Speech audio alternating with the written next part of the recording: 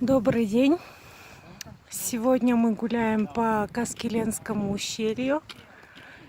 Вот наша группа, семейные, с детьми. Ну и все остальные. Мы идем на пикник. Посмотрели на моралов. Здесь, оказывается, есть морали Вот там хозяйства. поселки были, у каждого во дворе стоят улья. Поселок называется Известково. Где можно отдохнуть, Щебень добывают. получить, ну, как бы лечение. Вообще пчеловодством Пантолечение. заниматься или как это интересно? Вот. По-моему, там мат, я так смотрел, тоже интересовался. Сложно вот именно мат купить. Вот наша группа. Здесь, оказывается, люди живут.